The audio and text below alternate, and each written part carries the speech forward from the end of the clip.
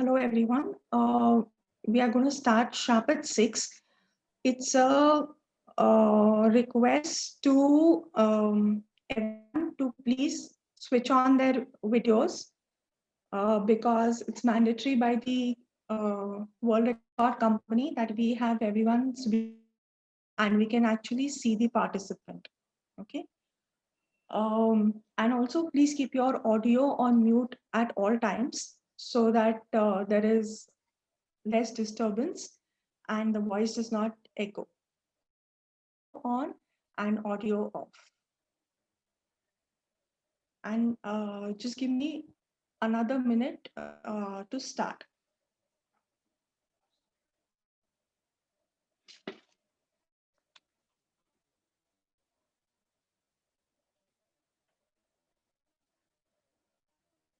So I will start now. Welcome everyone.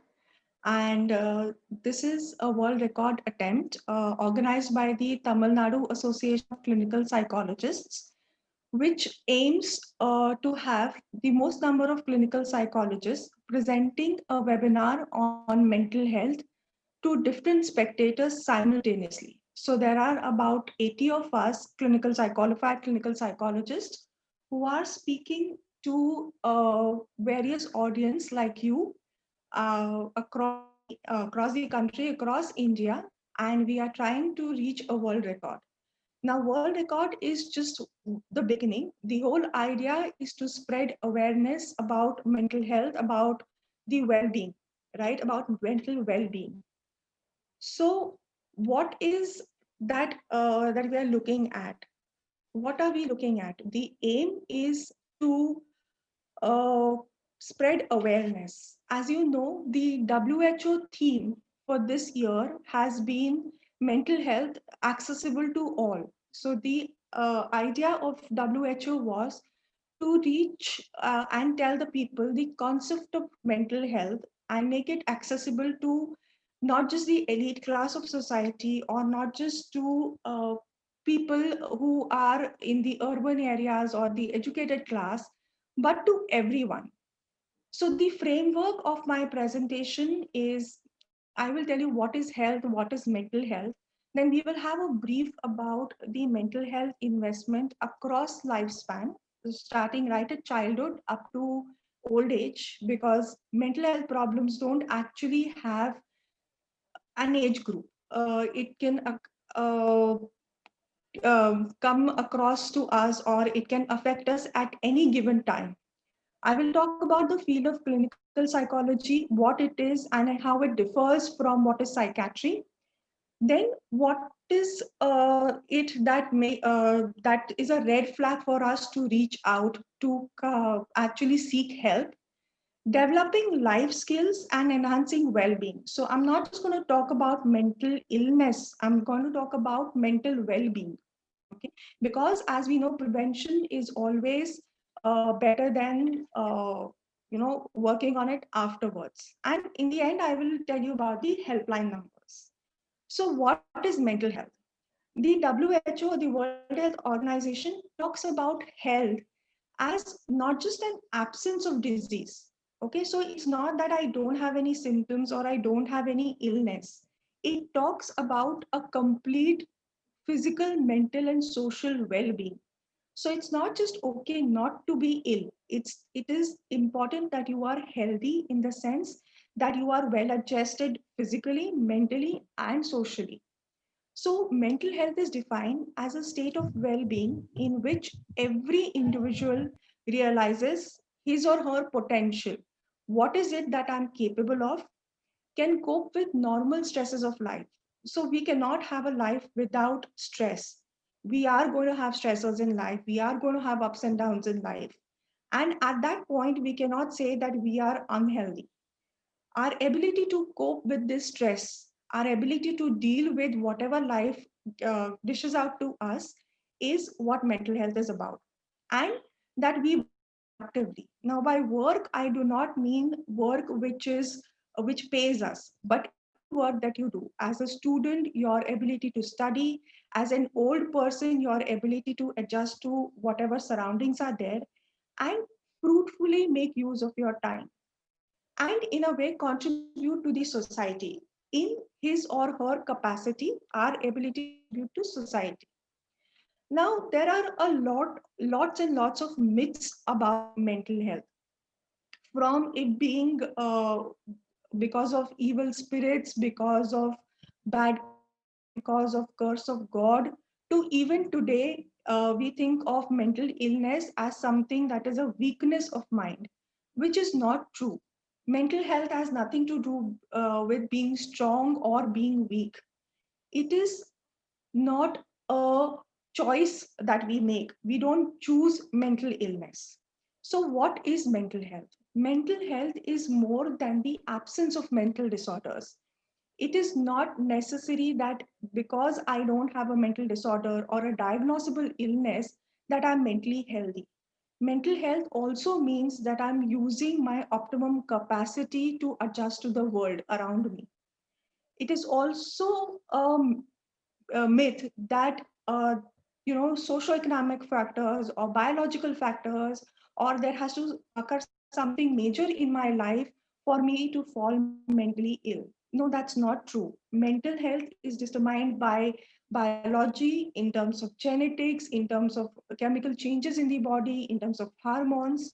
Mental health is also because of some socioeconomic stressors, some kind of calamity, some kind of financial disturbances, and other environmental factors. So we cannot disregard any of these factors when we talk about mental health. And again, a misconception about availability of what is known as treatment for mental health. So cost effective public health and various interventions do exist. It's a misconception that mental illness cannot be treated. Of course, it can be treated, and not just treated. We can work protectively. We can prevent mental illness to a large extent. The same way we can prevent maybe diabetes, we can prevent other illnesses. We can also prevent illness to an extent. I just request everyone to keep their videos on, because it's the rule of the record company. Now, what is Mental Health Day? So, October 10th, 1992 was the first time that we celebrated World Mental Health Day. And it was started by the World Federation of Mental Health. Why? Because they wanted to improve the quality of mental health services across the world, to make it known to people that there is something known as mental health services, and to spread awareness, not just to take away the taboo from the disease, but to make it acceptable that it is an illness which has a cure, which has a treatment. Okay. And it is a global mental health organization which has members and contacts in more than 150 countries.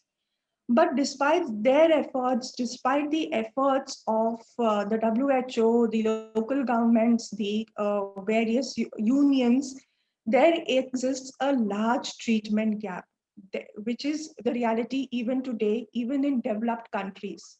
The people who suffer from this illness versus the people who actually go and seek help, there is a huge gap. So the WHO survey of 2012 shows us that 50% of people with mental disorders in high income countries, in the developed countries, sought help. So that means only the people who were suffering were actually seeking help. The rest were still untreated, undiagnosed, right? And this situation is even worse in people in the low and middle income, like developing countries like ours, or underdeveloped countries, where there, because of either financial constraints or because of the taboo, 85% of people have no access to treatment, not just mental health treatment, but overall poverty of healthcare that is available to them.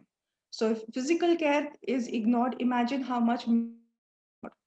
So there exists a treatment gap, and it is our collective effort today to make people realize that mental health needs equal importance as physical health, right? Why today? Why did we choose this year specifically? Because of the pandemic. The pandemic of COVID that impacted us right in the beginning of this year uh, told us a very important thing, that it was not just the physical health that was getting affected, but it was also the mental health getting affected. All over the world, clinics, mental health hospitals, private practitioners saw an increase in the number of people that were having mental health problems, be it minor problems like stress induced problems, or anxiety or depression, an increase in obsessive compulsive disorders, or in fact, even an increase in number of suicides that occurred from the period of March onwards since the pandemic broke, right? So, this pandemic induced lockdown has impacted all of us. The triggers could be because of a loss of loved one because of COVID, or isolation, loss of income. It has affected economy all over the world, as well as fear of contracting the virus. Now, the virus itself is a novel virus. The virus itself is something that none of us know about. So there is a lot of ambiguity. We still don't know what to do and what not to do, what is normal and what is abnormal, right? So it is creating somewhat a fear in all of us because we are not able to deal with situations, right? Now, many people are facing increased level of alcohol use as a method of coping with the stress that they have. They are using drugs or substances. Why? Because as a method of coping again, the lack of um, the lack of structure or routine has caused lifestyle changes, which cause problems in sleep, which cause problems in appetite, in digestion, which again kind of increases the anxiety that we face, right? Of course, apart from this, there has, like I mentioned, a significant increase in the people already having a mental illness, already having mental health issues. Their conditions have worsened, probably because they were not able to seek help as easily because of the lockdown, right? Then addressing mental health issue is as important as the physical health. Yes, we should take precautions for COVID, but it is also important that we look after our mental health during this difficult time. So, as the president of the WFMH said, that now is the time that we have to focus on mental health. It is this pandemic that has made us realize how underinvested we are in mental health, right? There are large treatment gaps globally, even in developed countries. And we have taken our mental health for granted for too long. So mental health is an investment that we have to make for not just our future, but the future of the coming generations. Because as parents, as adults, if we are not healthy, then we cannot expect our children to have a healthy life, right? So it's not an expense. A lot of people think that going to a therapist, going to a psychiatrist, buying medications is an unnecessary expense. But it is not an expense, it's an investment that you make. Something like your PF or something like some policy that you buy, right? And it should be prioritized before there is another catastrophe. Maybe we might just face a pandemic of mental health issues if we continue ignoring our mental health today. So, right now is the time that we invest in mental health. So, let's look at mental health across lifespans. Like I was mentioning to you before, there is not one age that mental health can get affected. Mental illness has been seen right from infancy, right from babyhood, childhood to old age. So, let's look at childhood for that matter. What happens to children? It's a misconception that children don't have emotions or don't understand emotions. Yes, children do have a better capacity to deal with certain changes in life, but their mental health is as vulnerable as their physical health.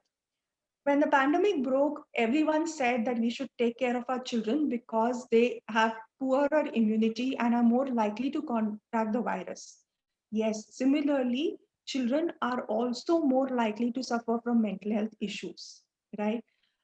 Nearly 50 million Indian children suffer from mental disorders. That's a huge number, even considering our population, right? The prevalence is more in the urban children as compared to rural children.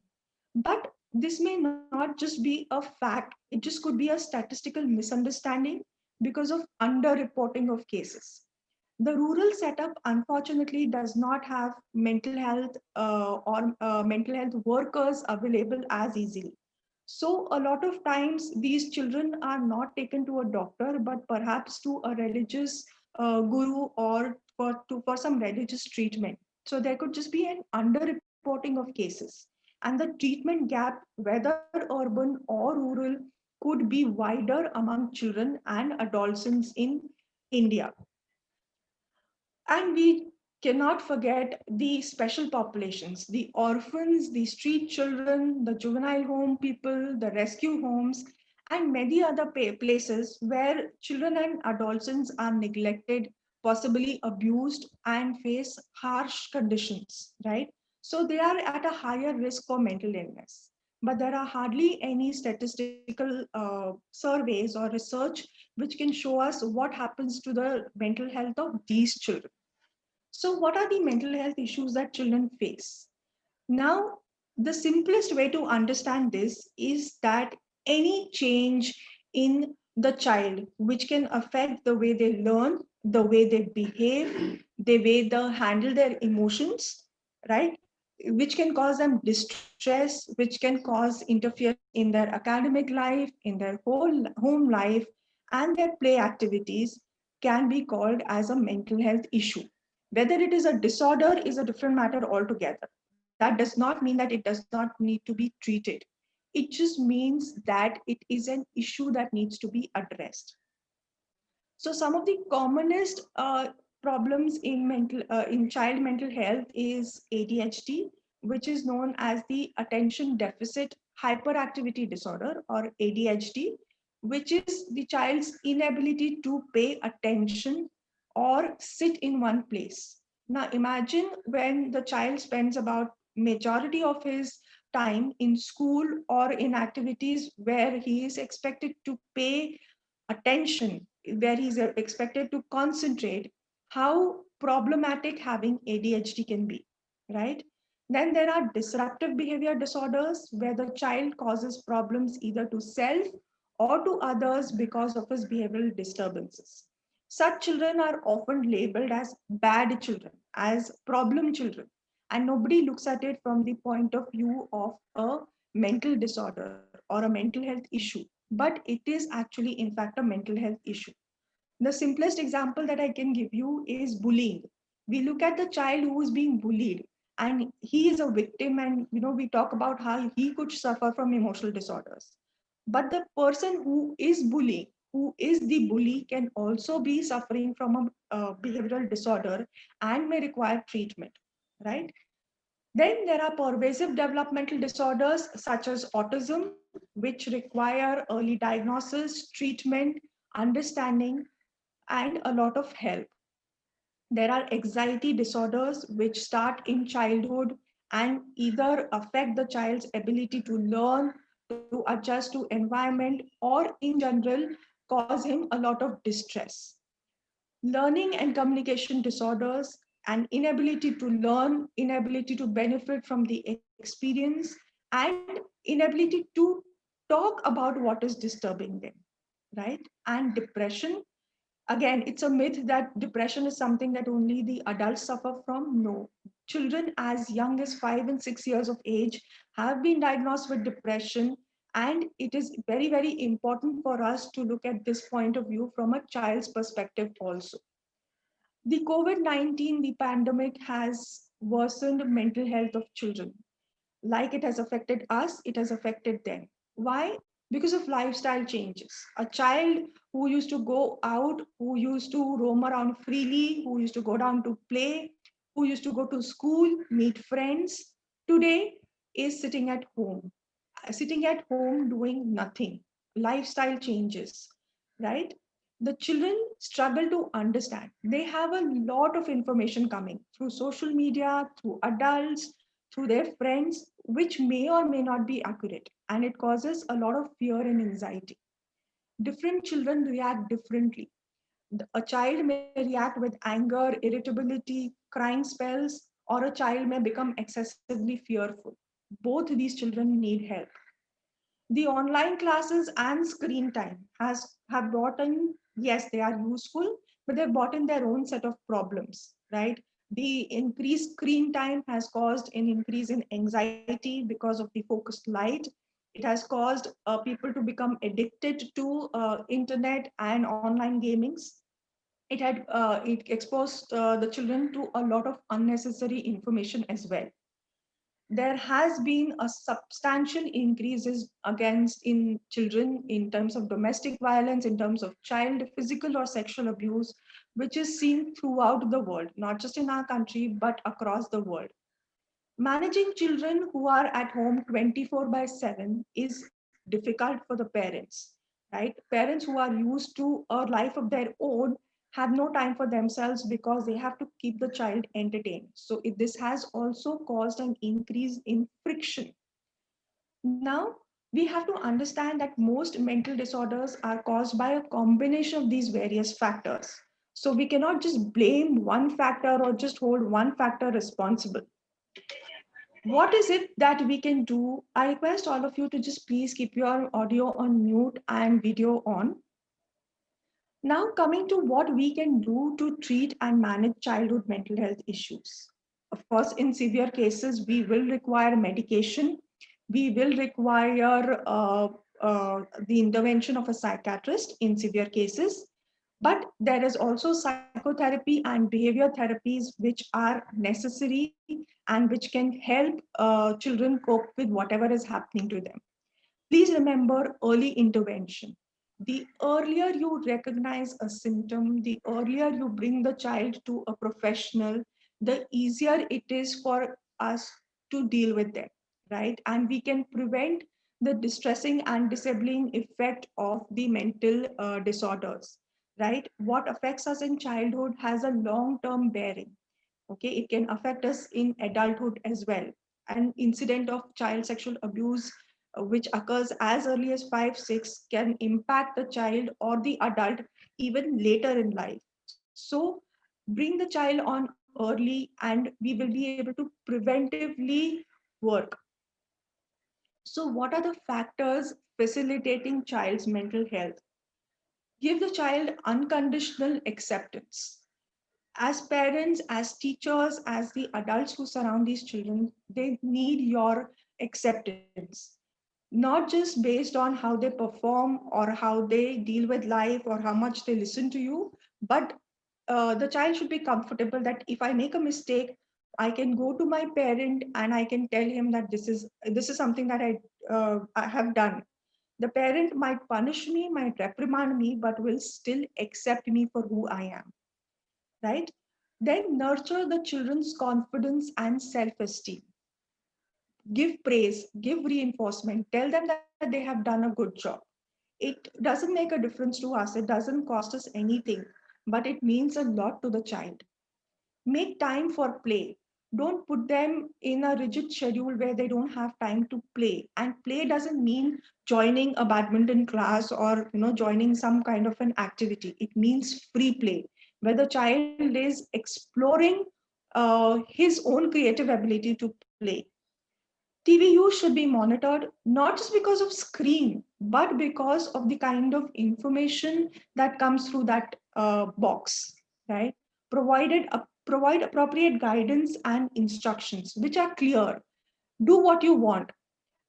We often tell our child, don't do this, or you should not talk like this, but we don't tell them what they should do or how they should talk, right? So when you say don't, always back it up with a do. Be realistic with your expectations. You know the child best, whether as a teacher or as a parent, and set your expectations accordingly. Set a good example. The earliest learning happens through imitation. The child observes you and behaves accordingly. If you come back from work and say, I'm tired and sit and watch TV, then don't expect the child not to do that, right? Criticize the behavior.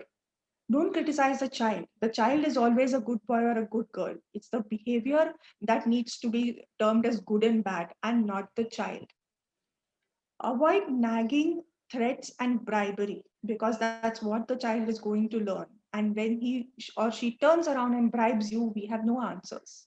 Talk about your feelings, because then the child knows it's okay to talk about theirs. So if you talk about whether you're upset or angry, the child will feel comfortable talking about their own feelings. And provide a safe and secure home. That does not mean a big house, or that does not mean a place where the family is together, or people coming from broken homes or single parents are not safe. No, where the child feels accepted, wanted, and loved. That's the definition of a safe and secure home. How do you manage children during COVID? Help them follow a routine, provide right information to them, not just about COVID, about whatever is happening. Offer some personal space. Like you and me, children also need their personal space. Engage, involve, and interact with the child. Okay. In short, be there for a child. Do a feelings check in. Once in a while, ask the child how he or she is feeling. Don't take it for granted that just because the child hasn't said anything, they are not feeling anything. Limit their social media interaction, and try and bond with your child through various activities, whether getting them involved in your activities or getting involved in theirs.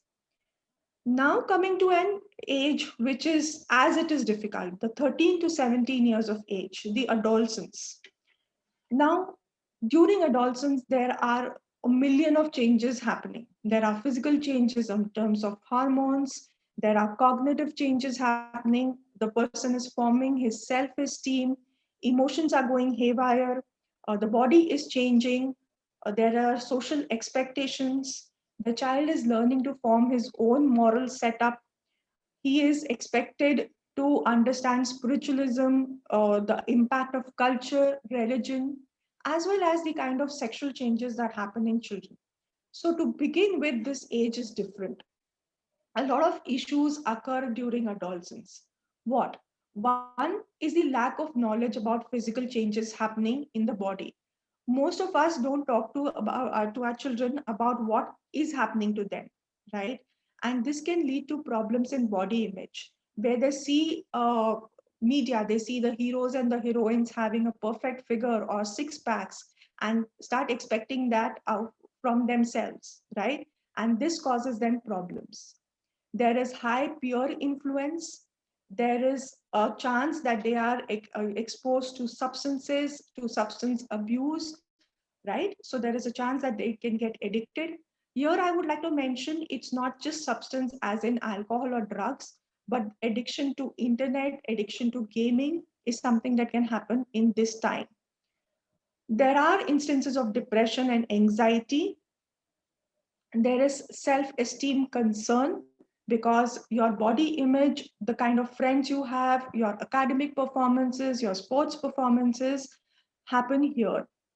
There is an interest towards sexual activities. The children become sexually aware. They start talking about liking someone, having sexual interest. If you put them down here that it is too early to talk about such things, then it will impact the way they feel about sex in general. So talk to them about sex, explain what is normal, what is expected. Media influence and confusion. Like I said, media gives a wide variety of information. You don't know what is normal and what is not normal. Eating problems, not just because of choices, but because of the influence of media, the idea of having a perfect body, all that can have an impact on the child. So, what do we do as parents? What do we do, not just as parents, in fact, but in India, we are a whole big family, right? There is influence of everyone around us. So, what do? We create awareness about pressures that they may encounter. Talk about your own experiences when you were an adolescent. Tell them how you dealt with them. Differentiate between positive and negative peer pressure. So sometimes peer pressure can be positive. It can encourage a child to maybe compete or study well or become more social. But peer pressure can also be negative, where they expect you to become cool and do certain things. So teach them how to differentiate. Sit down with them, talk to them about trouble areas without judging, without making them feel that there is a problem in them, right? Just talk to them. Help them recognize their strengths so that they can develop their high self-esteem and understand each other. Okay, you talk to them, they understand you, you understand them. Praise good acts and behavior. We are very quick to criticize, we are very quick to point out mistakes, but also remember praising is important. Before I go ahead, please just keep your videos on and your audio off. It will be really helpful to us. Now coming to adulthood, the the biggest lifespan from 18 years of age to 59 years of age, right? That's when we call ourselves adults. What are the common issues during adulthood? One, the feeling of worthlessness. Okay, because here we are expected to live our life to the fullest, we are expected to earn, we are expected to find a partner, we are expected to become wealthy, have materialistic comforts. So a person who is not able to do that can have feelings of worthlessness. There are problems in depression and anxiety, feelings of sadness because of the above mentioned issues. There are relationships not just with a spouse, but whole lot of other relationships that we form, and they can cause us stress. Role identity, from 18 years when you stop being a child and a person who is looked after, and when we are supposed to assume the role of a person who is going to look after other people. So that can cause problems. Marriage, problems related to marriage, being parents, divorce, separation, all these can cause problems. Financial issues, if finances don't go as planned, like it is happening to a lot of us because of this COVID pandemic, that can cause issues. And lack of time for self. We are so busy running behind or looking after certain things that we are not able to give ourselves time. Inability to concentrate because of thoughts of death or suicide because of depression or any other illness. Substance use, which is just more or less a coping strategy, and abuse, where it becomes so overwhelming that it takes over your life. Empty nest. What is empty nest is, as you move from young adulthood to probably in your 50s and 60s, and your children grow up, leave the house, start living their own life, you suddenly are left with nothing and have a feeling of worthlessness, feel that you are no longer important, right? That's called empty nest. Then excessive use of social media and gadgets, which is not just affecting the young people, it is also affecting our elderly. So, what are the changes that happen to us during adulthood? In early adulthood, our cognitions become too stabilized. We start understanding ourselves better. We look at world a little better, and we acquire new knowledge every day. So there is flexibility in thinking processes, and we get a wide variety of experiences. Towards middle adulthood, 40, 45 years onwards, there is some decline in processing speed. There is some slowness in activity, right? And our reactions or our ability to react quickly comes down a little bit, right? And late adulthood, or what is known as old age, there is decline in attention, in memory, but there is also increase with wisdom, which comes because of experience.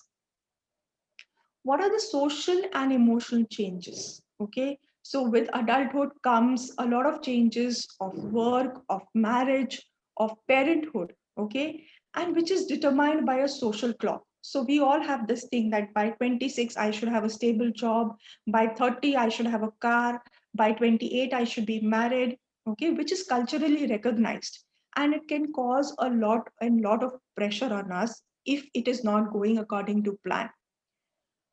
Young adults also face career decisions. Which career, whether to look in terms of financial gains or through our likings, right? And developing the ability to share intimacy, have long-lasting relationship, find love, ability to maintain that relationship, and uh, get those long-term relationship either converted to marriage or having a long-term partner and children, so basically forming a family. Please do keep your videos on and your audios on mute. That's a humble request. So what helps us cope with the distress that comes with this? The first and foremost is an exercise routine. We cannot neglect physical exercise, okay? Not just for bodily fitness, but for mental fitness as well. Relax your muscles. The kind of stressful life that we have, our muscles are always tense, especially the shoulder muscles and the lower back muscles. And that's why we continuously have these aches and pains. So relax your muscles, follow some breathing strategies, eat well, not just focus on one type of food, but have a balanced diet, right? Slow down, take time for yourself, take a vacation, talk to your friends, go out. Why? Because it gives your brain, your body time to rewire, to upgrade itself, right? Like our mobile, which reboots when it has an upgrade. Similarly, our body also needs to do that. So take a break, make time for your hobbies. Research has shown that people who do a lot of hobbies are involved in, have a lot of interests, are better adjusted in society. Talk about your problems. Talking helps. It does not mean that you are whiny. It does not mean that you are somebody who's cribbing all the time. Find a person you really trust, you think who understands you. Doesn't have to be a therapist always, anyone, and talk about your problems. Go easy on us yourself. We have this this ingrained tendency in us where we criticize ourselves constantly, one small error and we go into this loop of guilt and self criticism, which can be very, very self damaging. So go easy on yourself, allow yourself to make mistakes. The mistake does not mean the end of the world, right? Just go easy on yourself, give yourself some uh, slack, right? Cut yourself some slack and eliminate your triggers. We all have our triggers. We all know what can upset us. So, as far as possible, try and eliminate those triggers. Request to keep your video on and audio shut, please. Now, coming to old age. Old age is something that we all worry about and we all think about. We plan for old age financially. We want to make investments so that post retirement we are comfortable. But nobody plans for old age in terms of mental health. Okay, mental health and aging is a very, very important aspect. COVID taught us that senior citizens are very, very vulnerable to getting that virus. And mental health has taught us that senior citizens are also vulnerable to mental health problems, right? So there is an assumption that mental health problems are normal aspect of aging, right? So there is dementia or there is boredom and loneliness, and that's why you feel depressed. But that's not true. Older adults are more likely than anyone else to have complex mental health conditions and cognitive impairments. So it's not normal. It is something that you should take care of. You will go and see a primary care physician if you have aches and pains, if you have blood pressure, if you don't get, if you don't feel well due to physical reasons. But you don't go do the same when you are feeling low or when you're feeling sad or when you're feeling anxious. You hesitate because you think it is about weakness, about not being mentally strong. That's not true. Okay. So let's look at what happens when you age. One, acceptance of cultural stereotypes of the elderly. We all have culturally defined ways of looking at elderly. Okay, senile, is something that we expect our elderlies to be. Then there is, of course, coping with the physical changes, the aches and pains, the kind of illnesses that come with age, the kind of discomfort that comes with the physical changes related to age. It's not easy to cope. It's not, especially for someone who's been active through their life, suddenly dealing with these physical limitations can be difficult. There are changes in life pattern. A person who was gainfully employed or busy, productive, suddenly has nothing to do, okay, and is on a lifetime holiday. But that's not a nice feeling. There are times when elderly, because they have lost their importance in the family, face neglect, right? Their problems are neglected, ignored. There is always a feeling of guilt due to idleness, right? I'm not doing anything. I'm not contributing to the house. I'm not contributing to the income. I'm not contributing to the society. So we feel guilty, or the elderly feel guilty. There is, of course, reduced income, social disengagements due to either not being able to go out, becoming dependent on someone else, or in general, losing friends to death, right? Then redirecting energy towards new old. Older people also have to assume various roles, right? Like becoming grandparents or in laws, and adjusting to those roles also is difficult. And then suddenly thoughts of death start coming because you are losing people close to you to death, to old age, and suddenly death, which was an concept which could be thought about later, comes nearer and nearer, which can obviously cause anxiety. So what are the risk factors for mental illness in the elderly? One is mobility loss, not just because of physical mobility loss, but maybe they don't drive anymore, they don't go out alone anymore, and they are not as independent as they used to be.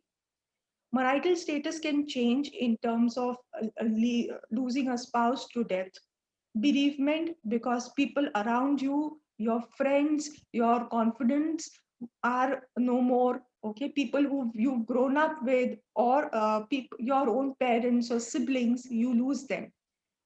Retirement because you were doing something. It is not just about income, it is also about feeling useful, right? So retirement does cause a lot of problems, because it's very difficult for the person to accept that tomorrow morning I have nothing to do, I have nowhere to go, I have no role to play. Then elder abuse, okay, which is a reality not just in the rest of the world, but even in India. Abuse does not just mean physical abuse, it just does not mean verbal abuse, but neglect, yelling at your parents or elderly, or ignoring their needs is also a form of elder abuse. And it is a reality even in our country. Preoccupation with health issues. With age come a lot of health issues, and they become preoccupied with this. There are a lot of times elderly take to alcohol or substance abuse, which can further cause problems to them, right? And other health issues that may necessitate either them becoming bedridden, or them needing special long-term care, where they have to become dependent or need a constant assistance, which can cause problems not just physically but emotionally. Nobody likes to become dependent, right? So, what are the warning signs? When should you seek help? What is normal to feel? All of us have ups and downs in life, right? We feel good one day, we feel absolutely terrible other day. You feel anxious about something one day, or if you have an upcoming exam or an interview, you do feel anxious. It's normal to feel these negative emotions. But what are the red flags that you need that to know so that you seek help, especially if there is an elderly around? So changes in mood or energy levels, okay, a significant change which cannot be justified because of a physical condition, a change in eating or sleeping habits, withdrawing from people and activities which you previously used to enjoy but they are not enjoyable anymore, feeling unusually confused, forgetful, angry, upset, okay, or scared, feeling numb, like, life has no meaning, nothing matters, nothing is important. Okay. Having unexplained aches and pains, and feeling sadness or hopelessness, that life has no meaning. Then, of course, smoking, drinking, using drugs, which more than usual, right? You may be used to smoking and drinking, but if it increases more than normal, anger, irritability, aggressiveness, again, which is something different, which suddenly increases. Having thoughts or memories that keep coming to you, that interfere with your functioning, that make you feel restless. Okay. In extreme cases, hearing voices or believing things that are not true, and having thoughts of harming yourself, not just about suicide, but either, harming yourself in some way, causing pain, or harming someone else. If you are having these thoughts, if the person around you is having such thoughts or any of the symptoms that I mentioned, please seek help. So, what do you do to improve mental health during the COVID-19? Especially with the elderly, spend time with them. They have nothing to do, no source of entertainment right now. Help them adopt an exercise regime, because physical fitness is important. Keep them away from the negativity that is around us. Every day we hear about number of cases, number of deaths, especially which is more in the elderly with comorbid conditions. So keep them away from this kind of negativity. Involve them in recreational activities. In short, spend time with them doing activities where they feel that they are a part of your family, they are a part of your life, and not somebody who is unwanted. Now, like I mentioned before, I want to talk about what is clinical psychology. There is a whole lot of misconception of what is a psychologist, what is a clinical psychologist, and what is a psychiatrist. Let me just first tell you what is a clinical psychologist. Clinical psychology is a branch which specializes in assessment, research, diagnosis, evaluation, prevention, and treatment of emotional and behavioral disorders. In short, psychological disorders, right? And clinical psychologists are trained professionals who have received training, adequate training in diagnosing and treating various psychological disorders. They work primarily in health and mental health clinics. They can have private practice or they can work with a hospital, in research, in academic settings, or in group or independent practices, right? Now, these clinical psychologists is somebody who has a recognized qualification in clinical psychology from an approved institute, okay, and has a license to practice under the Rehabilitation Council of India. So know what your when you seek help, please know that your clinical psychologist has to have a postgraduate degree in psychology or clinical psychology and an MPhil, that's a Master's of Philosophy in Clinical Psychology. This has been made mandatory by the Mental Health Care Act passed in 2017. So, what are the other people that look after mental health? Clinical psychologist is one aspect, but there are aspects like the psychiatrist, who is somebody who has an MBBS degree and an MD in psychiatry. So he is essentially a trained doctor whose way of treatment is through medication. There are psychologists or counselors who may have a postgraduate degree in psychology and can deal with certain issues of your day to day life.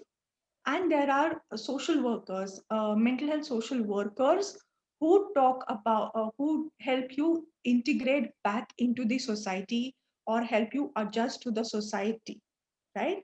So this is, please remember that we work as a team. It's not one over the other. We work as a team, and this team helps you deal with your problems. I've often been asked whether you should consult a clinical psychologist or a psychiatrist. Approach whoever you feel comfortable with. The person will refer you to the team if necessary. If the clinical psychologist feels that you warrant medication, they will refer to you to a psychiatrist. If the psychiatrist feels that you require some kind of therapy or assessment, they will refer you to a clinical psychologist. So it's a team of mental health professionals. So what do clinical psychologists do? Like I mentioned, they are involved in assessment and diagnosis. They do therapy. There are a lot of types of therapies, and the clinical psychologist will choose therapy based on your his or her training and your problems. In teaching, in clinical supervision of trainees, in research, in developing various tests, in consulting people with problems, in designing training modules which will help train better clinical psychologists, and in administrative work as well. So it's a big role that the clinical psychologists play. Let's come to reaching out. Reaching out to a mental health professional, no matter who you approach, right? I will just talk about the red flags. If you have a loss of appetite, if you have negative thoughts about yourself, you keep feeling anxious, worry about unnecessary things, if you're feeling irritable, you're feeling moody for no reason, if you're having trouble concentrating, you're not enjoying life as much as you used to, and if you have problems sleeping or you're sleeping too much. Now, when I say these red flags, they have to occur over a period of time, not 1 or 2 days, because these are normal things that happen to all of us. But if they are persistent, keep happening to us, you find that your day to day life is getting difficult or affected, your socio occupational functioning, your ability to work and your ability to interact gets affected, then seek help. And of course, seeing and hearing things that aren't there, having hallucinations, is a time where you should seek help. Now, like I mentioned before, let's talk about mental wellness, not the absence of an illness, but developing a healthy lifestyle. Okay. Life skills. What are life skills? The ability for adaptive and positive behavior that enable individuals to deal effectively with the demands and challenges of everyday life. That's how you define life skills. There are 10 core life skills that the WHO recommends. So, what are this? Self awareness.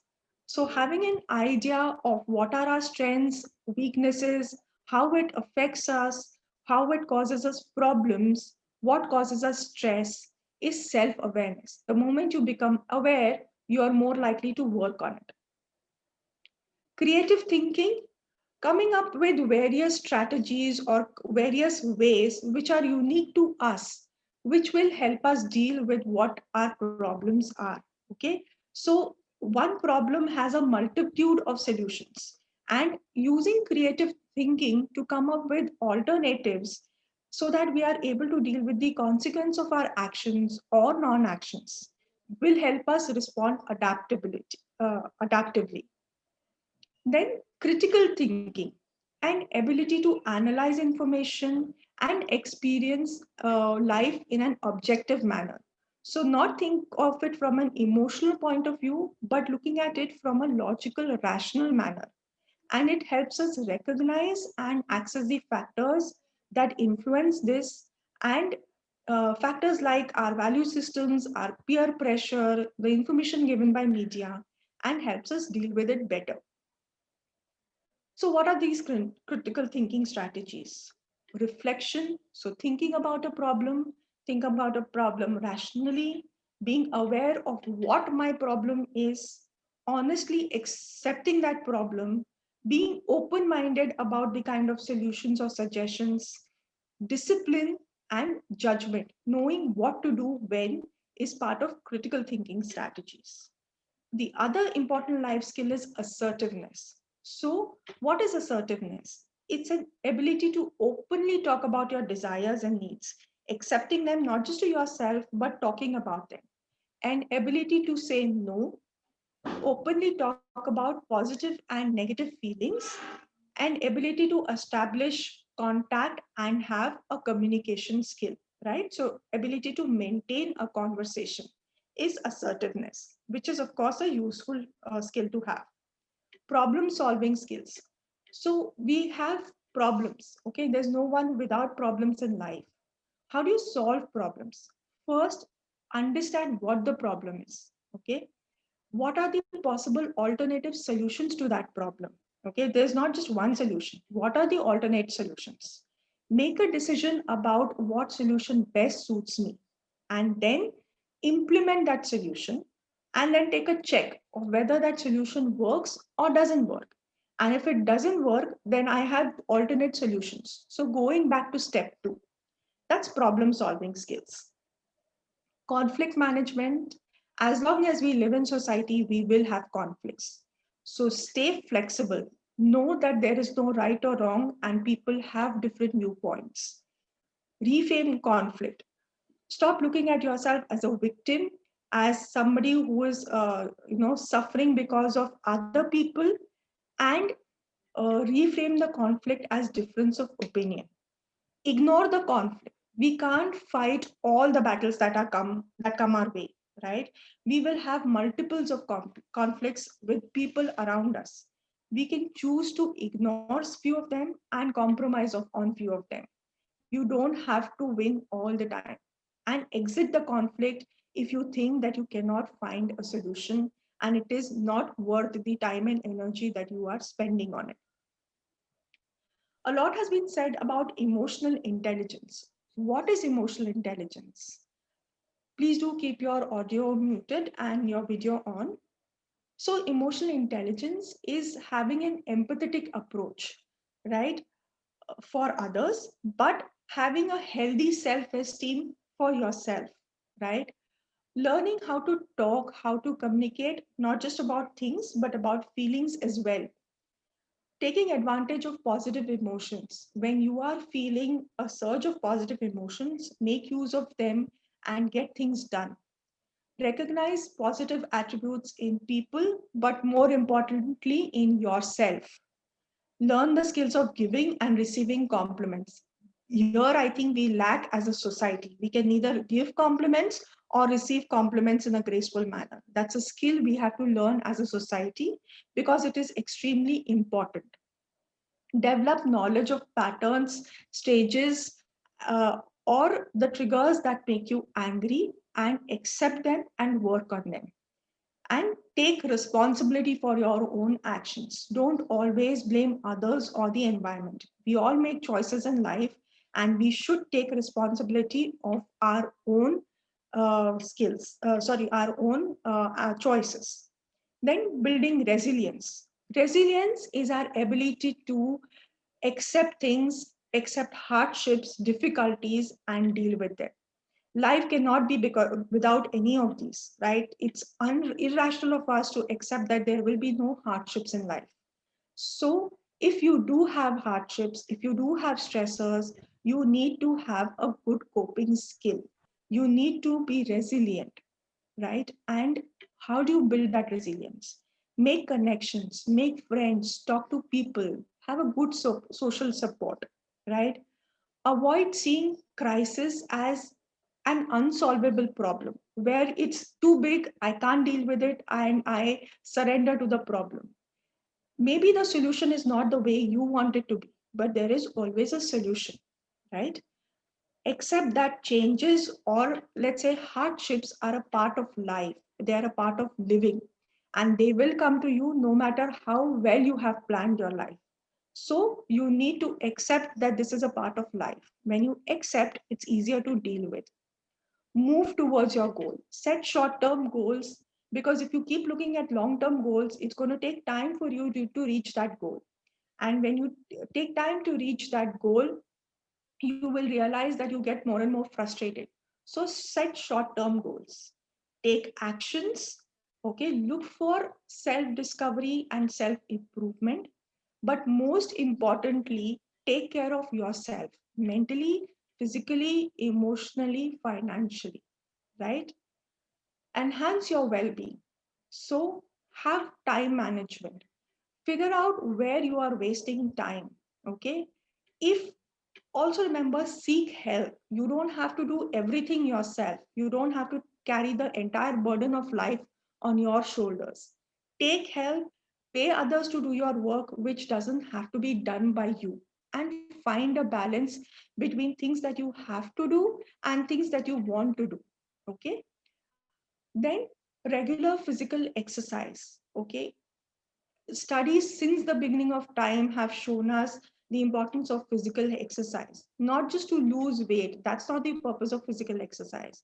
The purpose of physical exercise has to have a healthy immune system, to have a healthy organ, or to have a healthy mind, because the mind is ultimately inside your body, nowhere else. If you have a healthy body, you have a healthy mind. I cannot emphasize more on balanced diet.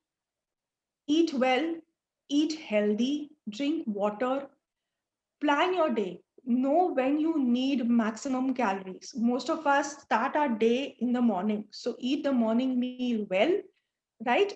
Have a mixture of carbs, fats, proteins. Don't just stick to one family of food, okay?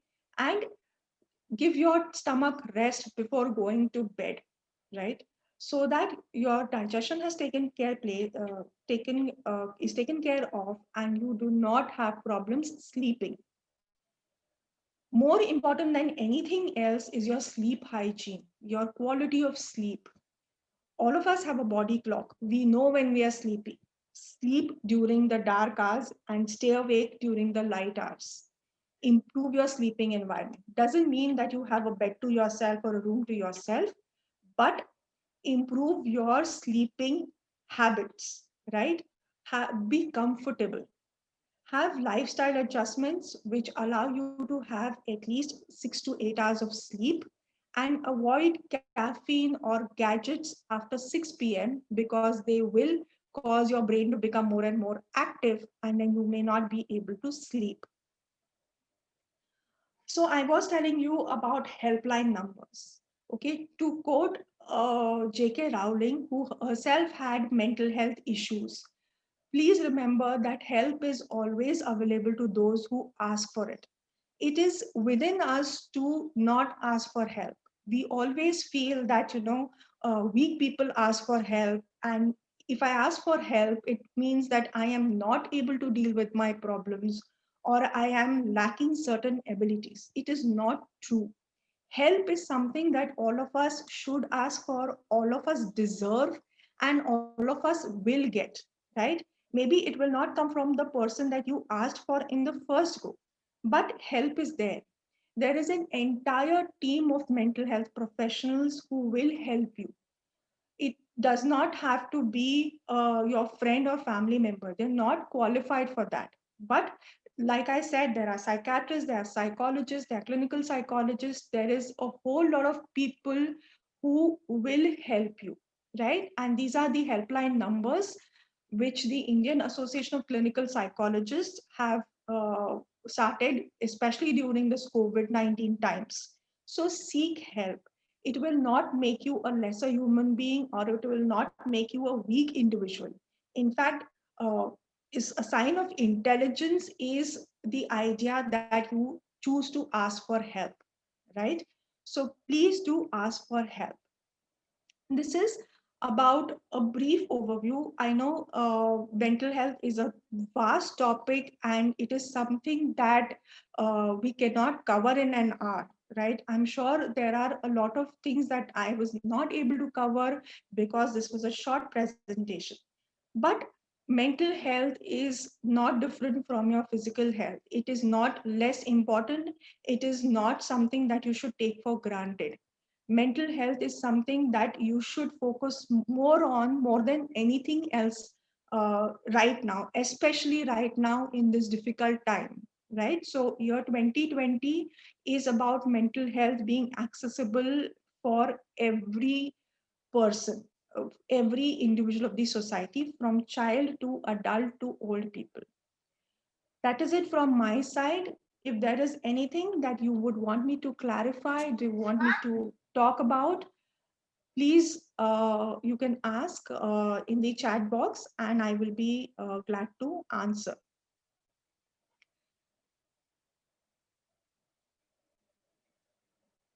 Yeah, any questions from your side that I can answer? We still have about 5 minutes where I can answer any questions. Thank you everyone for joining. Can we get a video of this? I'm not sure, Mahima. I will ask the organizers and I will let you know. Okay, since it's a part of someone else. Yes, Nupur, I will ask about the link of the presentation as well, and I will get back to you. Thank you, everyone. How to cope with social media anxiety? Yes, that's a very good question, Dipen. Social media has caused an increase in peer pressure, in peer anxiety. And somewhere we have to realize that social media is not real. Social media is just what people choose to show you. It's a window view of a person's life, right? So you have, the moment you start understanding that the likes and dislikes on social media and the kind of response on social media are just one aspect of life, I think that will help you deal with social anxiety, social media anxiety. Thank you, everyone. If there is anything else that you would like to ask, then I can try and answer that as far as possible. Can you please emphasize on screen time management? I think all of us need to set our own limits. Online classes has made it mandatory that we spend more time on screen, but apart from other area, things that we do on the screen online, set a limit for yourself. Take into consideration that it's not real. Like I was telling the other question, that it's not real. The social media life is not real. So decide how much of this can you let in your life. Okay, there are other important things that you can do. So maybe an hour or two of social media is fine. Of course, it's a personal choice, but I think that is something that we should all limit. Setting short-term goals is, if you have a big goal, let's say I want to, simplest example, if I want to clean my room, okay, that's a big task, overwhelming task, and it's more than likely that I start feeling that I don't want to do it. So what do? I will break it into smaller goals. Like I will clean my bed, I will clean my cupboard, I will clean the chair. So that every time you achieve this small goal, you start feeling better, right? And there is a sense of achievement which will make you do it better and better, right? How to overcome death anxiety?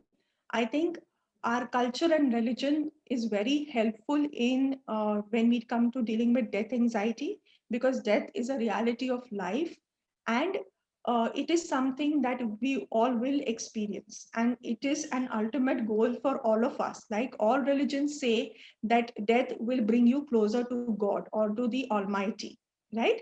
So once you accept that it is not a loss of life, but a but an opportunity to move on from whatever we've done, it will help you. How to overcome anger? Identify triggers, identify what makes you angry, and reframe that statement. What makes us is angry is the person is not doing what I wanted him to do, right? And then if you reframe it to, maybe the person is not able to do what I'm asking him to do, or does not understand what I'm asking him to do, and you take the onus of anger or the situation onto yourself rather than looking at yourself as a victim, then you might be able to deal with anger better. Of course, overcoming anger and anger management is a whole new area and probably needs another presentation and a webinar, but that's just a brief. Yes, of course, we will do a post-pandemic life uh, because that's really, really important. We need to adjust to new normal. Will do. Thank you for the suggestion. Okay. Uh, I think that is the end of our time, and we need to quit. So thank you so much for making this a success and hearing me. And thank you for all your cooperation. Thank you so much.